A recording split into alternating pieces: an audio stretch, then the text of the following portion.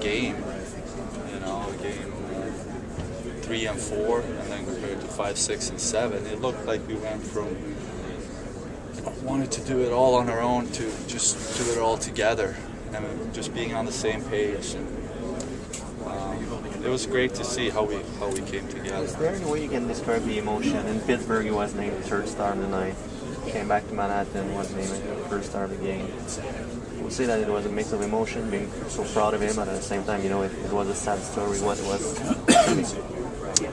I'm not sure I understood the question. Sad story that what happened? Yeah, with his mom. It was a nice story to see him playing well. You know that it was definitely a tough couple of days, no question. After Game 4 and losing 2 at home, it was a brutal day. You get that news, but then again, we came together as a group, and that you know, home game, Mother's Day, and the scores. You know, we already talked about this, but it was a beautiful moment where, you know, your thoughts was with him and his family, and in that moment, you know, I didn't think about hockey. And I'm a super intense guy that's so focused when it comes to the game, but in that moment, all I was thinking was about his family and his dad, his sister, and his mom, and him. It was very special. Your games 5, 6, and 7, just you specifically, did you feel like you were consistent through the 7 games, or were you better 5, 6, and 7? I don't know. Well, you try to do the same things all the time, but the difference between winning and losing and making that extra save, it's so small. And, you know, in a couple of games, they scored on breakaways where, you know, it felt like we had it under control, and then just a quick play. And, you know, to make that extra save, sometimes, yeah, it is the difference between winning and losing. You might feel like you're playing a good game, but you're not able to come up with that extra save, and, you know, you'll have a different result. So as a goalie, you have to be careful when you analyze your game. You might be losing, you might not get the result you want, but you might do the right things out there, except for one goal. So I think it's, especially when you play a long series, you need to be smart how you analyze each game, and so you stay confident and believe in what you do, and you don't get away from it just because you don't get the result in one game. Try to do it even better. Brad was saying that he sees the Canadiens a little bit like your team. Good goal, solid goaltending, game by committee. Do you see it the same way? That they remind you? Yeah, they're a quick team. They have a lot of skill and they play fast. You know, if you compare it to Boston, I think Boston play a more physical game. And we try to play a quick game too. So it's going to be interesting to see how we match up. I know it's not you against Carey Price. How can you describe the challenge of facing Carey like you're one of the best goaltenders in the world? Well, you go against a guy like that who's been playing so well this season, especially second half, and you know you're going to have to try to match his play or try to be better. And that's going to be a challenge, but I look forward to that. I always like the challenge. So. But we have to play a game where we make it tough for him.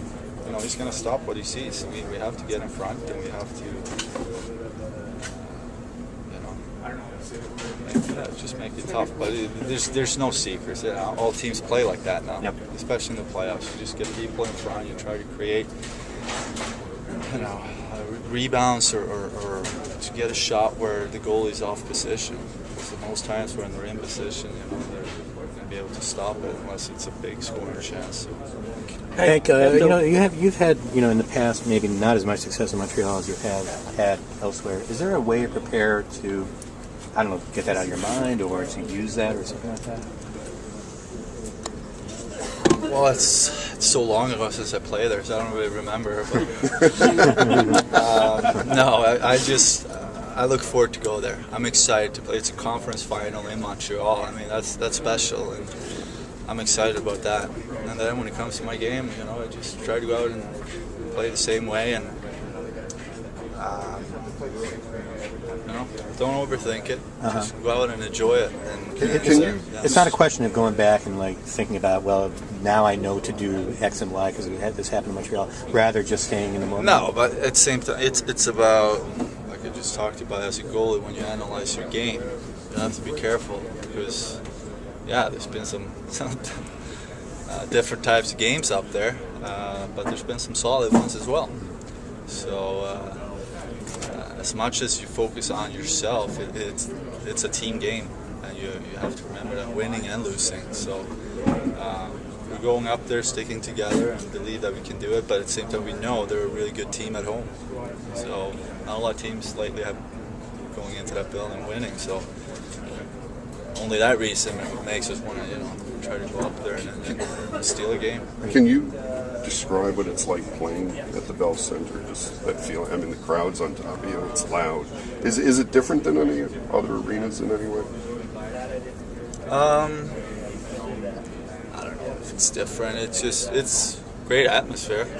But every time you play in a building where the crowd is into it, it's a good feeling when you go in and win, and silence them. So that's your mindset is to go in there and win. You just, like I said, don't overthink things. Just go out there and enjoy a conference final in Montreal. I think that excites me. Do you have to be aware? I mean, PK Subban's just going to line it up and blast it. Do you need? I know you have to pay attention to everyone, but is he one guy that you got to know the shot's coming in hard? Yeah, he can definitely shoot it. Mark can really shoot it as well. They had a couple of really good snipers that you have to be aware of. I've been watching some games, and obviously they've been scoring some big goals there, especially on their power play. So we have to talk about it tomorrow, how we're going to play that. But we just play Pittsburgh. You don't want to focus too much on one guy because they have other guys that can step up, other guys that can score. So I'm not going to change my game. I'm going to just play it and see how it goes. Hank, before the game started,